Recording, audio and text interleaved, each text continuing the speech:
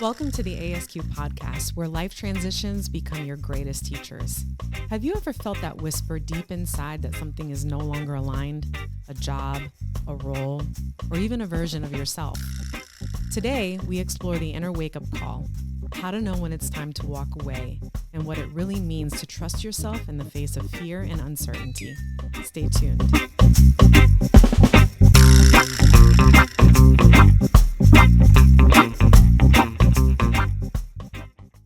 So how are you today? Awesome.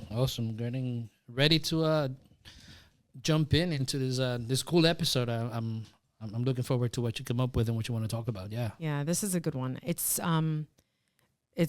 I think this is one that happens on a cyclical basis, but it's knowing how or knowing when it's time to walk away. Right. Yep. So I want to start with this really quick. Not a quote, just an opening. Sometimes the most important voice you'll ever hear is the one inside saying it's time to go. Yeah. We just talked about the noise and voices and hearing that call, right? Mm-hmm. And in this case, we're talking about the voice that says, separation. It's time to go. You got to get out, to break away. And I thought this was a good one just because, again, it's cyclical, right? So when we first started this episode, I started a soul's quest with my interview, right? Mm-hmm. And one of the things that I discussed on there is that I had been divorced. I was divorced. Mm-hmm. And, it's been a long time now. I mean, I've been divorced for, I think, over 25 years, right? Mm-hmm. I don't remember. Anyway, and one of the things that I can look at now and reflect on it in this way, but at the time I didn't, was that I was in this unhappy marriage, and I had 3 little boys, and that voice called to me when I only had Jacob, when it was just the one, right? It was just him and I and his dad. And I ignored it. Yep. Because I was like, no, what am I going to do with myself? I have nothing without this person. My mom and dad, I mean, this is all they ever wanted from me, was to get married and get off their checkbook and, and it was like this strong feeling of for one, how do I walk away? Mm-hmm. What do I say? I just don't want to be here anymore. I just don't love you. Even though I had said that multiple times to my parents, it was still well, you'll learn to love him. You know, it's kind of one of those, it's like a Latin thing in some ways, old school Latin mentality. Mentality. And so I didn't listen. And then along came the other 2 boys, the twins. And so I was like, holy shit, I got 3 kids now. Like, how am I supposed to even attempt to leave? I have nothing if I leave this person. Anyway, that right there was that what we were talking about in a previous episode, I think the last episode, is where we were talking about ignoring that voice. Yes. Right? Yep. And not confronting it. Mm-hmm. But in that case, because there are consequences to that. Strong consequences. Yeah, there are consequences to that. And then what ended up happening was that I did leave. Mm-hmm. And the way that I left was like, I just did an exodus. I just left everything that I knew, everything that I knew, because I was desperate. Yeah. Mm-hmm. And I was losing my sense of identity and self. Mm-hmm. And as I reflect on that, there were a lot of good things that came out of that, because I discovered a different version of myself, an independent version, a person who was a good person inside, etc. Even though I had been shunned by many people, right? I had nobody. I was completely alone. And when I say alone, I was alone, right? And so then you start to, there's a way to do these things, which we'll get into later, but that's kind of how I kind of came up with this episode, along with what's most recently happened to me in terms of career shift, right? Yep, correct. I was at this institution for 15 years, gave everything, and a number of times I heard that voice. Yeah. And I never did anything about it, and I stayed and I stayed and I stayed until all doors were closed, and it's almost like I was pushed out. Yeah. Right. And that was really hard, because that was like a choice that I made that I didn't want to make, but it was there. It was a consistent nagging, but it wasn't the nagging that pushed me out, because there was a sense of security and something might open up. If I just stick it out and just show and prove myself a little bit more, some doors will open. And it's no fault of the organization. It's just, it was the choices that I made and the alignment of the people in my life. You know what I mean? Yeah. And so it was a culmination of these two things that really stood out for me, that wanted me to sort of put this episode together, because I think a lot of people feel that or hear that voice or feel it and either ignore it or react to it. Yeah. And I think there's a lot more in between, you know, the two layers of bread here that you can put in this sandwich, right? You don't have to have mayonnaise, but you can have peanut butter and jelly or whatever kind of, anyway. Yeah. Butter, maybe I'm just hungry. No. I mean, that's a pretty good way to put it, actually. To me, I think that when those time to walk away came, you know, I think that I was a little bit more reckless, right? Why do you think you were reckless? Emotionally was overwhelming. Okay. It felt really suffocating and trapped, and it was like I just have to go, you know. And I mean, I'll being completely frank, he was in the borderline of being irresponsible. It was sometimes irresponsible. You know, it cost me a lot financially in other areas like that, and I'm not afraid of saying that anymore, because I don't. At this point in life, it's like, whatever, you know. Yeah. But it did cost me financially. It cost me emotionally, needing to walk away, or having that need to walk away without particularly planning things out too, right? Because sometimes you walk away, and sometimes the universe makes you walk away. Exactly. Because sometimes there's no choice. Sometimes things just change, and it's like, well, you can no longer be here. You know, so in either case, but in this particular conversation that we're having, we want to primarily focus on the decision to walk away. Right. Like when it's that, and that comes with a lot of proper reflection and introspection. Definitely. So let me start with this quote. I know it seems like I did a quote, but I really just kind of wanted to open up the episode, set a tone here. But now I have this quote. You don't need a catastrophe to change your life. Sometimes the quiet truth within you is enough. Yeah. So I love this. Actually, I really love this quote, because most of our lives, change doesn't come by choice. It comes by situations and circumstances, right? We typically, very few of us really go out searching for that growth, that internal growth, right? The catalyst is usually an emotion, a sense of deep despair, and things of that nature, right? When you begin to take ownership of your life, and independently of the circumstances that happen around you, you really to begin to really invite your own change rather than waiting for something catastrophic to happen, right? Wait, say that one more time. That you invite your own change? Like you invite your own change. What is the impetus for that, or the catalyst for that? Well, because, again, most of the times it is imposed on us, right? In your case, right, the social responsibilities that you had, that the parents imposed on you, right? Kind of like that suppression of the way that you were feeling kept you there until the moment that you can't do it enough, and your soul just say, I got to leave. Yeah. Right? So if you would have chosen and listened to it, you would have invited that change and be independent of it. Right? And have more equanimity and so forth, like that, right? So it's understanding that we do have the choice. So then how do we walk through that? How do we walk through that? I think a lot of people sometimes feel like they don't have a choice. Yes. I had a discussion with a friend a couple of weeks ago who is really experiencing some challenges in her marriage. And,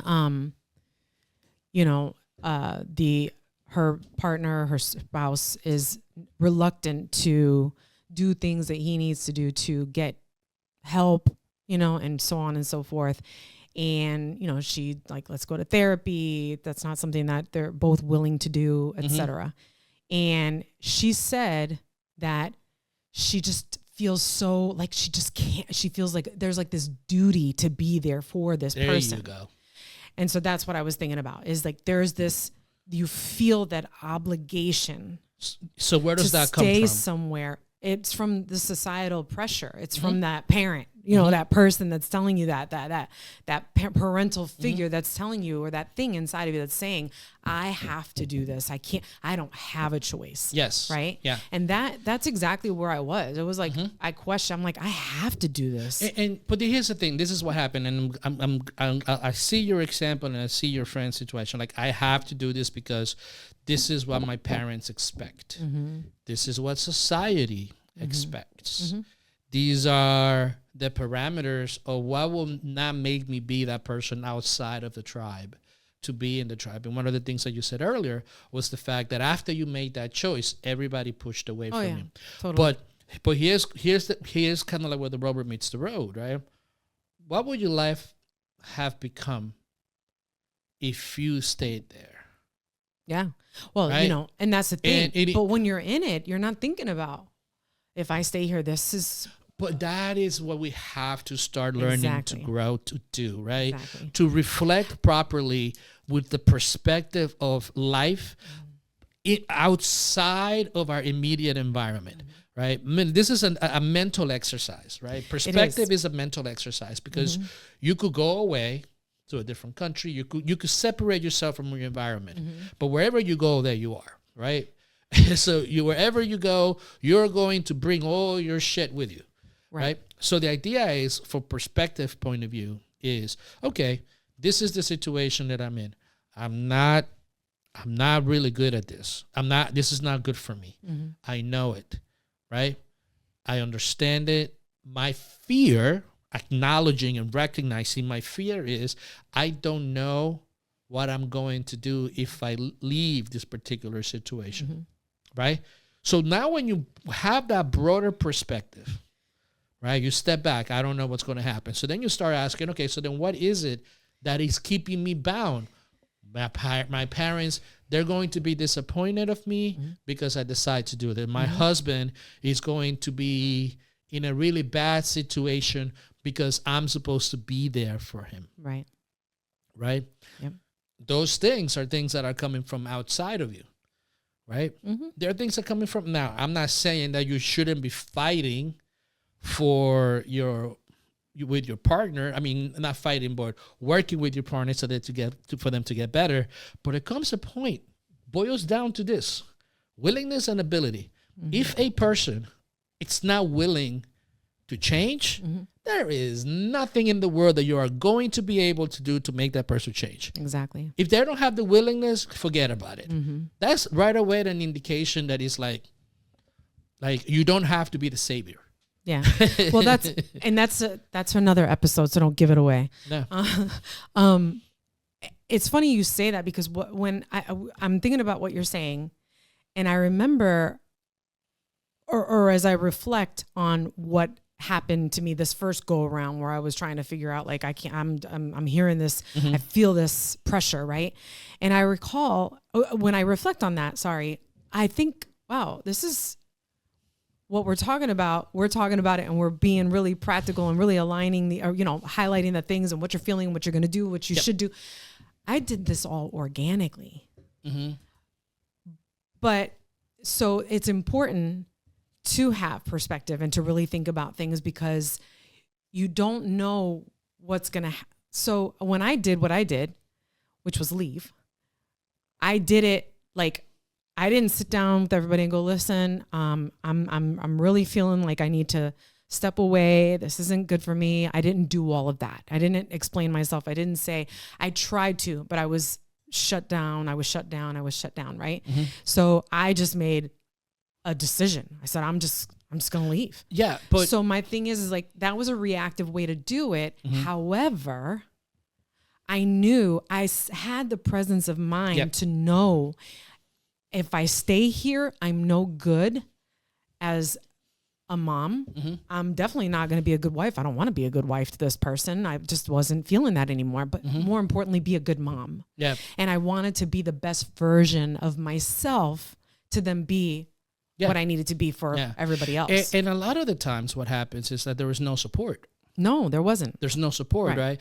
And those are the things that that I don't think our society prepares us enough to understand the repercussions of standing up for yourself, right? And walking away from situations. I know, for instance, personally and professionally, when I had to walk away, right?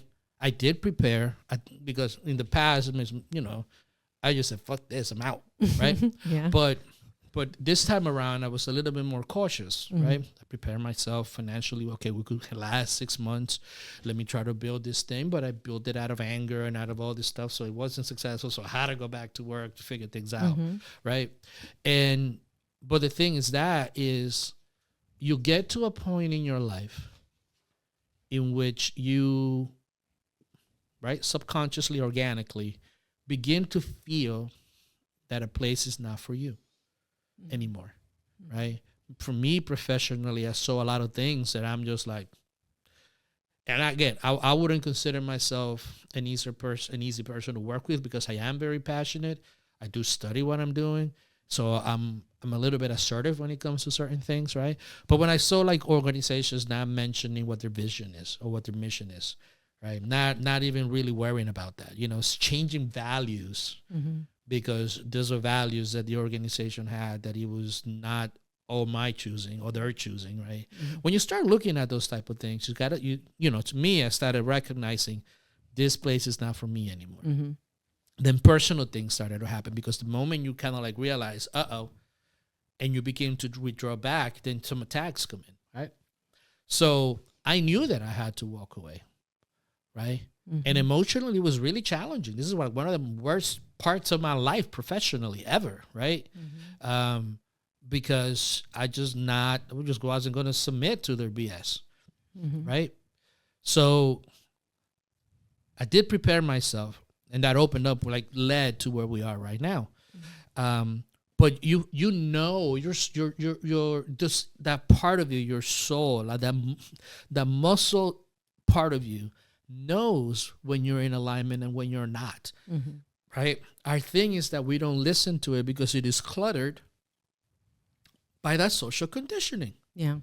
Right? Yeah. And again, society is not bad or good. It's as our best attempt to, I keep saying this over and over again, but because it's so easy to condemn it, right? It's easy. Right? But it's our collective idea of how we should live. But it doesn't mean that it's the only way that life could be experienced. Right. Yeah. That's a good point. That's a good way to say it. I think you said it in the past as you referred to it as like a template.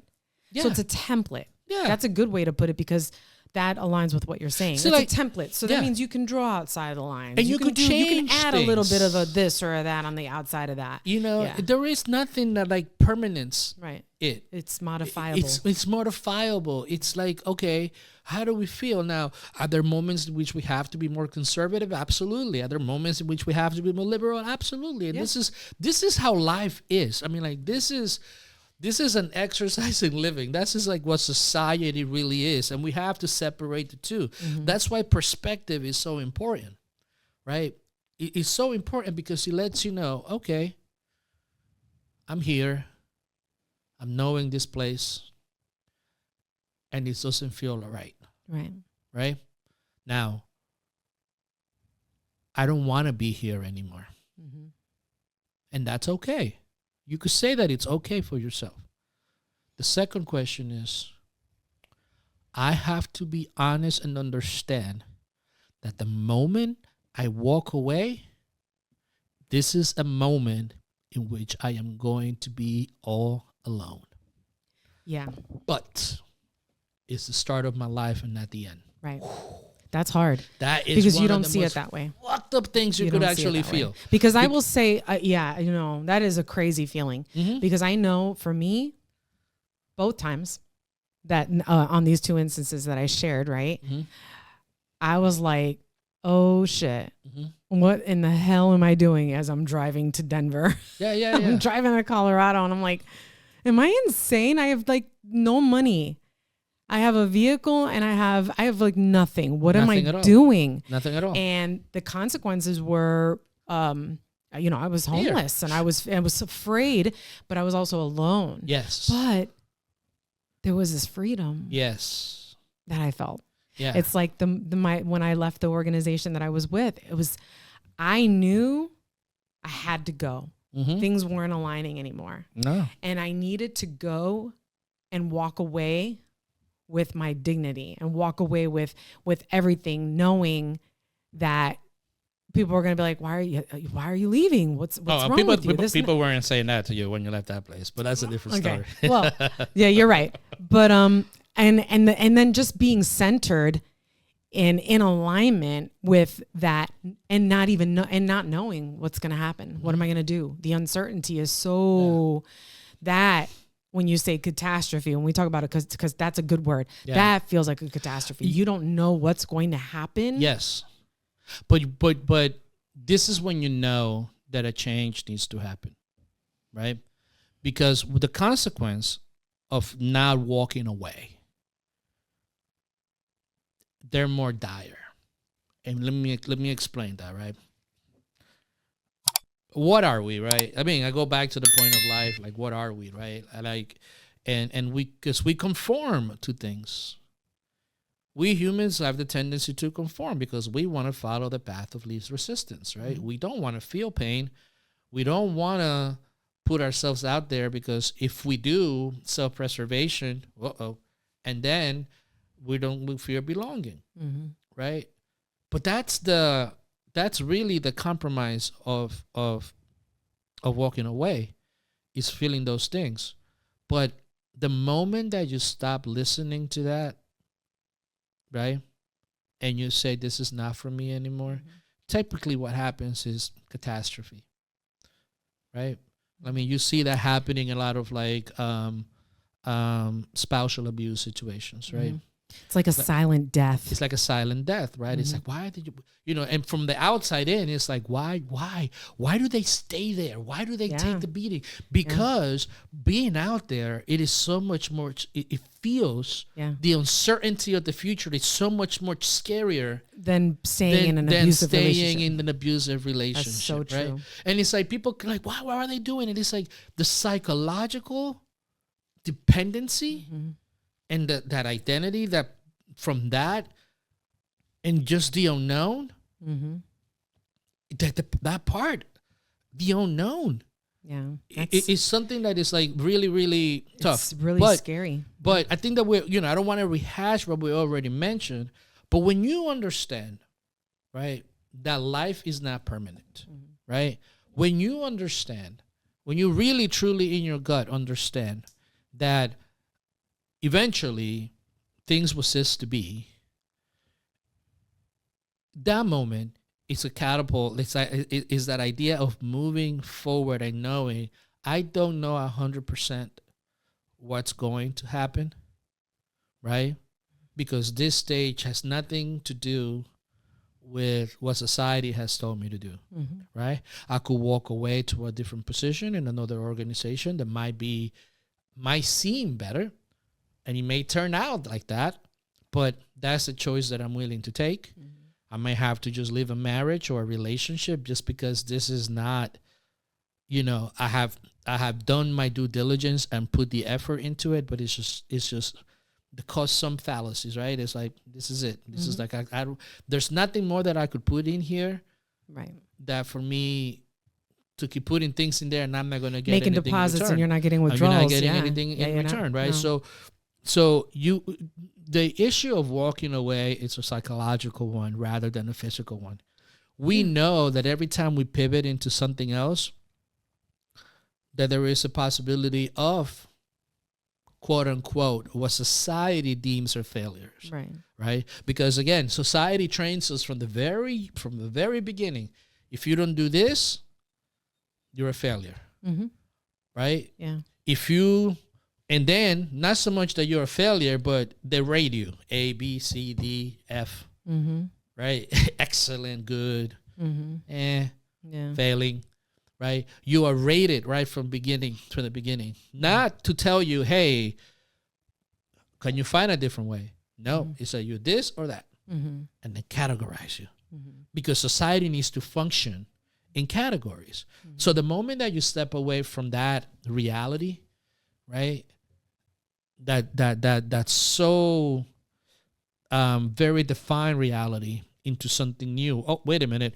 I'm not married anymore, so the church thinks I'm an outcast, or my group thinks I'm this and that and the other, right? Because this is the rule of the land, right? Yeah, absolutely.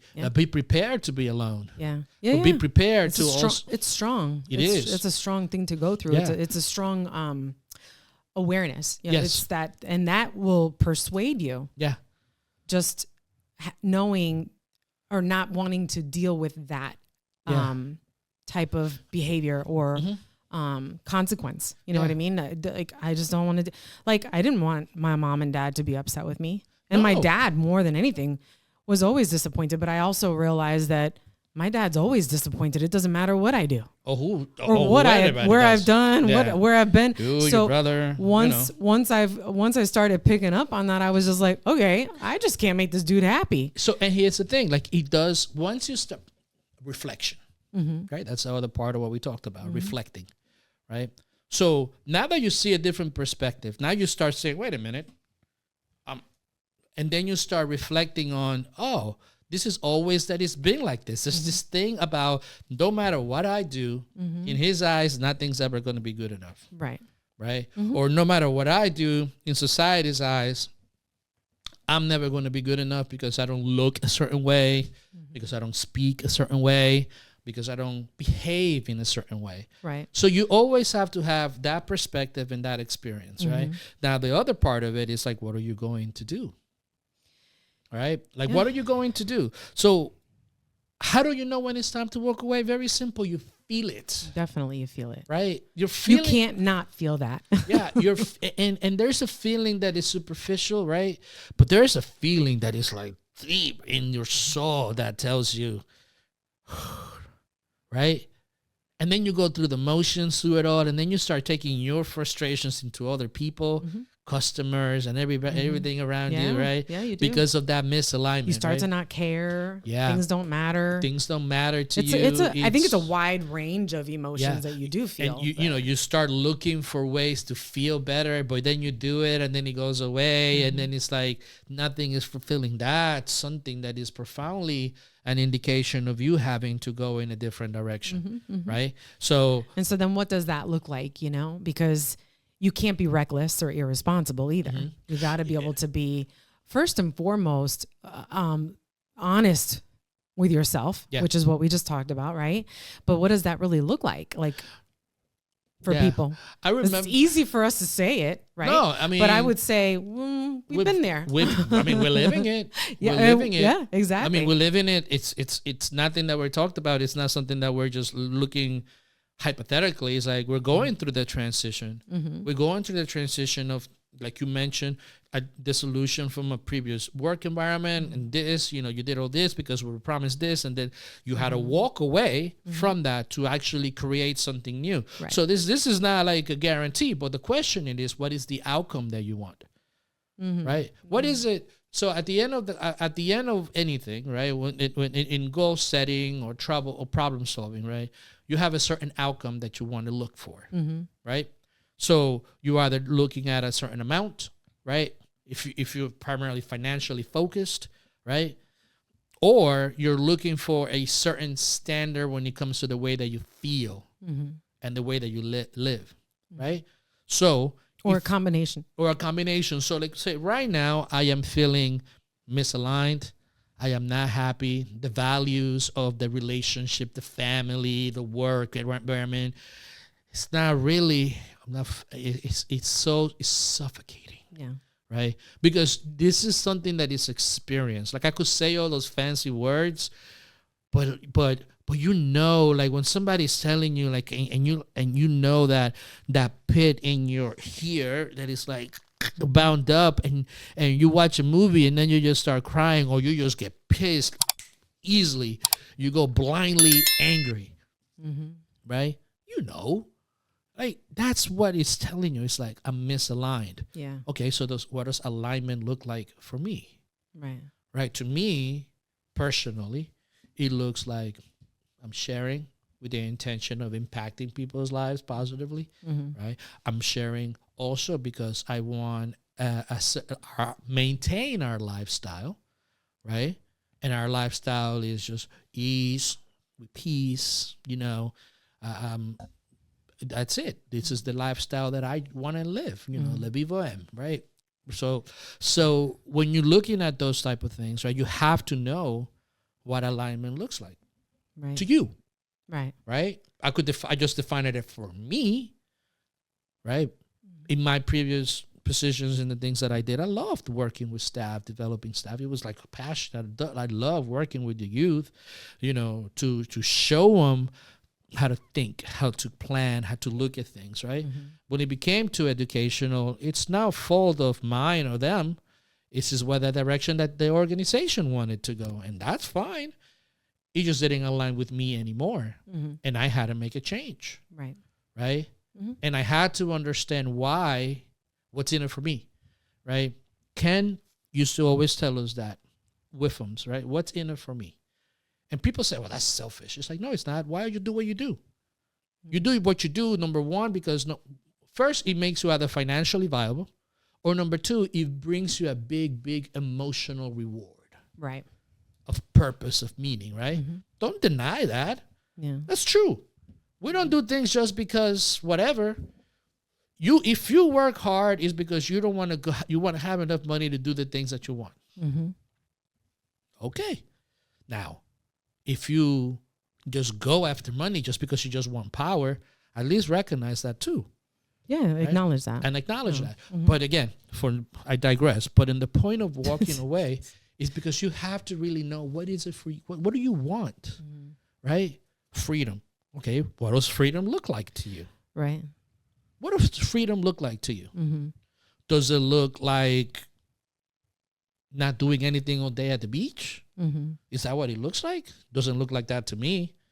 Because even though I want freedom, I know that there's a certain discipline and there's a certain aspect of responsibility that I need to have. Right. Like doing this takes discipline. Right. To maintain freedom. Or even to maintain freedom. Yeah. See, freedom is dangerous. Right. And this is what most people don't realize about freedom, right? Alan Watts has this line, and I love it because it's hilarious, right? For me, it's like the moment you teach a child to walk is the moment that you could teach the child to kick his mother. Yeah. The moment you teach a kid or someone to use a knife is the moment you're teaching them how to stab someone. Of course. Right? Because it is all a matter of how we perceive freedom to be. Yeah. Is freedom the idea for a certain group? Right? Or is freedom a human idea for everybody? Right? Now, can you have complete freedom? No, because that's anarchy. People just doing whatever they want, just being driven by impulse and emotions, right? And desires and natural drives. Yeah. Right? Even with that, nature balances itself out, right? It finds an equilibrium, right? So it's the same thing for us. Freedom needs to be contained within a framework, within a disciplined framework on what it looks like to us. Because let's say, for instance, the sun. The sun is constantly giving, right? But that energy gets manifested in very specific things, right? The energy goes into the minerals, it goes into the plants, it goes into the animals, it goes into us, right? So that energy has a vessel or a form in which it manifests it, right? Same thing with freedom. We have to give it a form in order for it to be properly expressed. Oh, that's a good way to put it. Oh, that was, hey, high five on that one. That was pretty good. I like that. No, I like it. It's a really, because I'm listening to you because I want to make sure that you're not like all up in the blue No. And that you're down, that so that it makes sense. Yes. And that was a really great way to express that, because freedom to a lot of people means I want to be able to be free, just do whatever the hell I want to do. Yep. Okay, but how?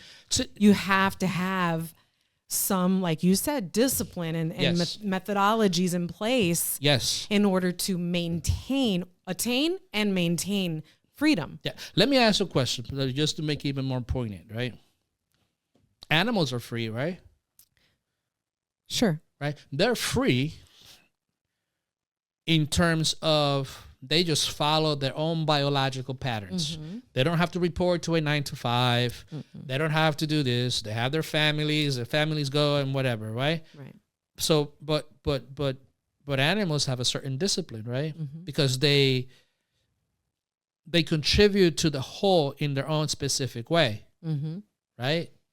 So a lion might sleep for 20 hours a day, but the next 4 hours, guess what? They're either securing or hunting. Right. Right? Mm-hmm. So that requires a certain level of discipline, mm-hmm.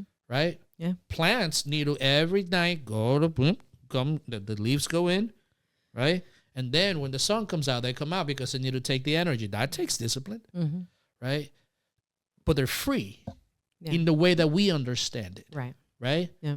So we have to understand as well that in order for us to evolve, we have to walk away from the places that don't allow us that growth anymore.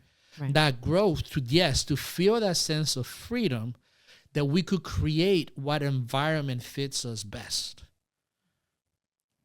That's the importance of walking away. Right. To be that change agent that is going to bring something about, mm-hmm. right? That's why we always say life and leading, right? We focus on life and leading. Because consequently, if you begin to look at things differently, if you walk away, from environments that are oppressive, condescending, demeaning, mm-hmm. right? That take away the energy of people, mm-hmm. right? And then you walk away and you create an environment that is nourishing, right? That it involves people's creative faculties, that you understand who is an entrepreneur, who is the directors, who are the technicians, and I'm using like the E-Myth terminology somewhat, right?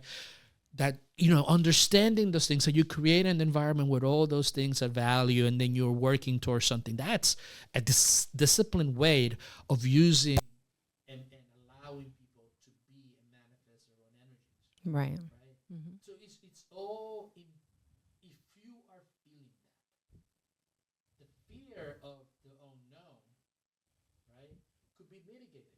Right? It's risk to rewards. Okay, if I live this situation, right, what are the consequences? Okay, what are the consequences financially? What are the consequences emotionally? Mm-hmm. Okay, number one, financially, what do I need to do to maintain a certain lifestyle? Does it mean that I have to go into bankruptcy? Does it mean that I have to do this, do that? What will make me be okay, mm-hmm. financially? Right?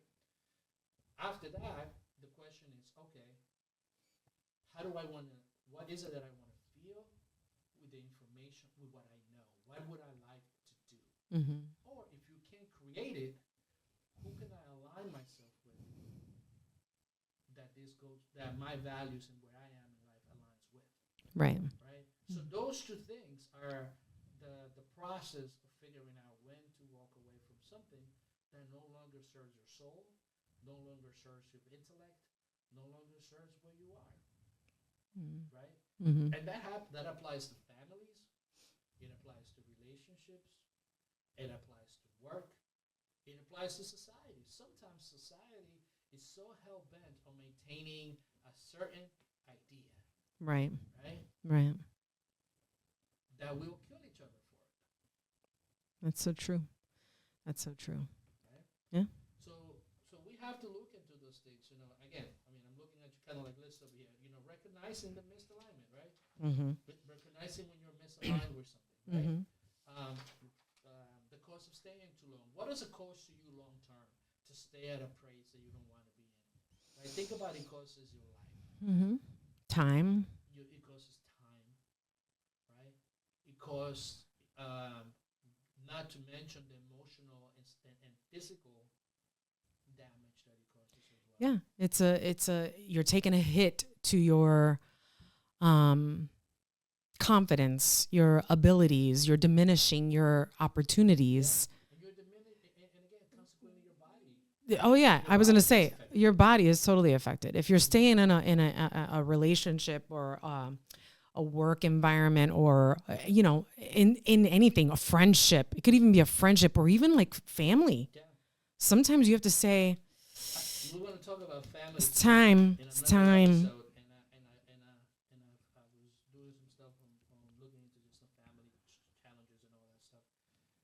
And one of the things that came up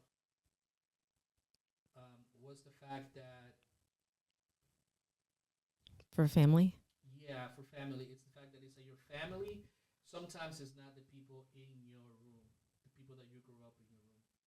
Sometimes that's not what family looks like.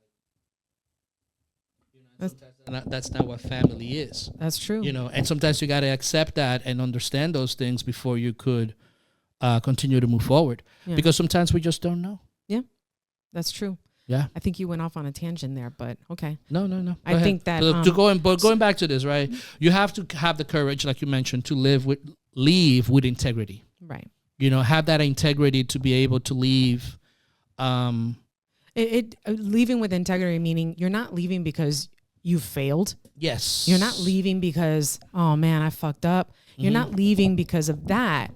You're leaving because with your held head high. Yeah. Right. You're leaving because you're honoring your being, your essence, your truth, and living by your values. Yes. And so what I didn't know back then, 20 something years ago, almost 30 years ago, almost, is that I had to honor myself. Although I said it, I was like, I'm never going to be a good mom. I'm never going to be anything because I'm dying. I'm slowly dying here. That was honoring my values. Yes. The values that I didn't even know I had. Yes. Right. And same thing with friendships and relationships that I've had and with organizations that I've worked at, like just knowing that this doesn't work for me. All those years back, I mean, I haven't worked for, a lot of different places, but the places that I've worked at, I just knew, it wasn't necessarily the organization. It was just me. I gotta go. This isn't for me anymore. And it doesn't have to be a negative thing. No. You can be in a great relationship and a great marriage and still feel that call. Yeah. And integrity really means understanding yourself and balancing that with your environment. Right. And living accordingly. Right. With what's inside of you. But again, that requires a lot of introspection. It requires you really truly knowing who you are. Yes. That's what I was going to say, is one of the things that you have to do then is you really have to dive deep into who you are. What is your essence? What is that? What are your values? Exactly. And the more that you walk away in situations that are not beneficial for you, you start discovering other aspects about you. You start discovering your strength. You start discovering things that you like, and what happens in this particular age group that we're in, midlife, is that there's more data to take from, right? If we allow it, right? If you are stuck primarily in the conditioning that you receive, the camo stage, put a load on me, right? It's going to be very hard for you to break away, particularly if things are paying less, right? Meaning you have money, you're this is why revolutions never come from the top. Because why would you change something that's working for you, right? And this is why there's a selected people that answer the call from their soul. But those are the people that really make a change. Again, it's like I'm not looking to talk to anybody, nor am I looking to debate anybody. Because if your life works great, by all means, Hakuna Matata, do your thing. But for you, if you're looking to this, if you're listening to this and it resonates with you, because you are at this, oh my God, like I don't understand. It's my advice is listen to that inner authority. Listen to that feeling. Stay with it. What is it trying to teach you? What is it trying to tell you? Right? That's the other part of education that we never learned, that we bring it out from within us, right? Education, really, the way we understand it is what is input inside of us. How do we do this? How do we do that? Measurements and raw data and all that stuff. But then also there's that deeper aspect of what's inside of us that needs to come out. Right. Right? How do we bring that about? How do we listen to that and are able to create? That's kind of like the beauty between all this stuff. So just because I know that we can probably talk a lot more on this, but what two things, what suggestion would you give aside from what you've already said? Because you've already said quite a bit. Yeah. Because I think that for me, if I was going to leave anybody with anything, it would be that it's the importance of knowing yourself. And so I think it's important to really understand what is it that's going on that I'm not listening to and tune into that. Yeah. I will say, number one, find out investigate in a little bit of reflection and introspection, right? What is the part of me that is misaligning in this situation? What is the friction coming from, right? What is the dissonant feeling, right? I love him, but he hits me. I'm passionate about working with people, but the direction that we're going is not the one that I like. I love my family, but their values no longer serve me. Right? Find out what the misalignment is, right? Find out what are you afraid of if you decide to let go. Yeah. What's the fear? What is the trepidation if you decide to let this go? Right. I think it's important to name these things. Right. You got to name it. What's the fear? Is it isolation, being disowned, all this stuff, right? What is the fear? Right. And then also, in the midst of all this, what is my inner voice trying to tell me? Yeah. What is it trying to tell me? And sometimes the answer doesn't come just because you ask it. It's a repetition, a discipline. Yeah. To keep asking the same question to look for answers. And also being willing to listen. You have to listen. Because the voices aren't necessarily the voices. Well, here's what happens too, right? Here's what happens. Most people think that you're going to get this message. the sky will open, and then you get this message. No, it's like being aware of our intuitions, like slowing down to see the little things here and there and listening to those things. Yeah. Right? Because that's the important part. It's how do we listen? Right. And we could talk about how you listen to that voice in another part, but not for here. But it's what is it trying to teach me? What is the situation trying to teach me? Because I'm an evolving being. And in order to evolve, I have to learn, because this is the only faculty of thinking. This is my tool that I have to think, to discern. Yeah, I like that. And it's a tool that we don't often use enough. We use it for the purposes of being trained to feel the function in society. Rather than honoring ourselves. Rather than going inside and taking that psycho-spiritual learning outside. I mean, I'm not really talking religion. Religion's had its time, personally speaking. They had their time, they had their place, and they had their purpose. I don't feel personally religions help us anymore. In fact, I think it holds us back. So using that to connect to that inner part of you and move forward, that's something that you have to kind of figure out. That's the dance. You have to walk away. That's it. There you go. Thank you for tuning into the ASQ podcast. This episode is your reminder that your discomfort might be your deepest teacher, and to take the time to listen to that quiet voice within. Don't forget to share and subscribe. Remember, find meaning, navigate change, live and lead fully.